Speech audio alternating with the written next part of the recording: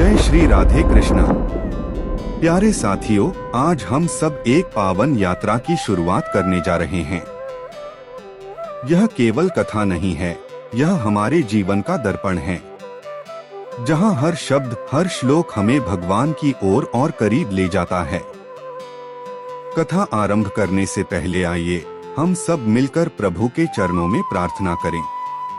हे श्री राधे कृष्ण, जो भी श्रद्धा और भक्ति से यह कथा सुन रहा है, उसके जीवन से सारे दुख, दर्द और अज्ञान मिटा दो।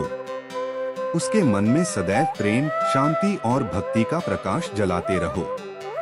तुम्हारी करुणा की छाया हर हृदय पर बनी रहे। साथियों, कथा में प्रवेश करने से पहले आप सभी कमेंट में अवश्य लिखें जय श्री राधे कृष्ण, ताकि आपकी प्रेम भक्ति प्रकट हो और यह आध्यात्मिक सफर और भी मंगलमय हो जाए।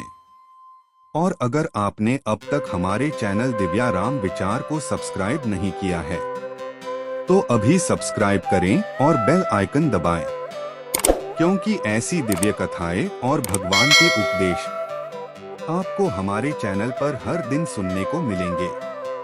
तो प्यारे साथियों, अब हम इस दिव्य कथा का श्री गणेश करते हैं। जय श्री राधे कृष्ण। अब कथा आरंभ होती है। आज हम गीता के पहले अध्याय के पहले श्लोक से अपनी यात्रा शुरू कर रहे हैं। यह श्लोक बहुत छोटा है, लेकिन इसमें संपूर्ण गीता का सार छिपा है। धृतराष्ट्र ने अपने सारथी संजय से पूछा, हे संजय, धर्मभूमि कुरुक्षेत्र में युद्ध की इच्छा से एकत्र हुए मेरे पुत्र और पांडु के पुत्र क्या कर रहे हैं? धृतराष्ट्र अंधे थे, लेकिन वे केवल आंखों से ही अंधे नहीं थे, उनकी दृष्टि भी अंधी थी।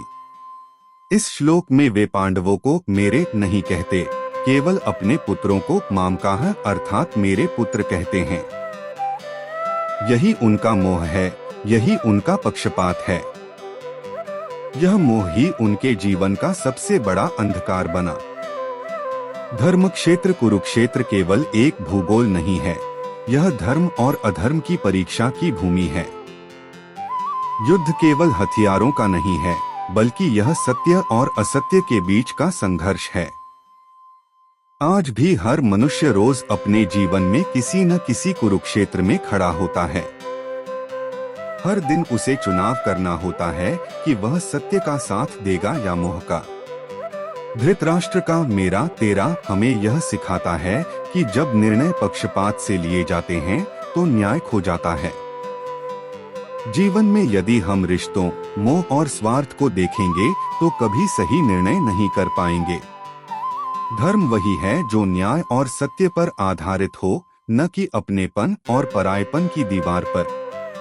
कौरव हमारे भीतर की बुरी वृत्तियां हैं, अहंकार, क्रोध, लोभ और ईर्ष्या।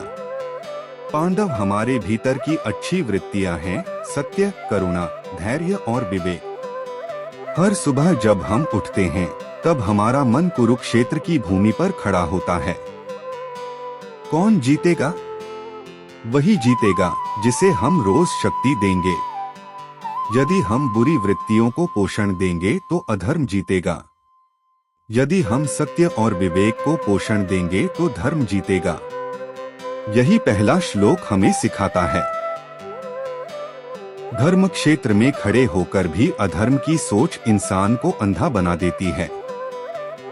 इसलिए हमें हमेशा याद रखना है कि धर्म वही है जिसमें मेरा तेरा नहीं होता, केवल सत्य और न्याय होता है। हे कृष्ण, हमें ऐसी दृष्टि दो कि हम मोह से ऊपर उठकर धर्म के मार्ग पर चल सकें।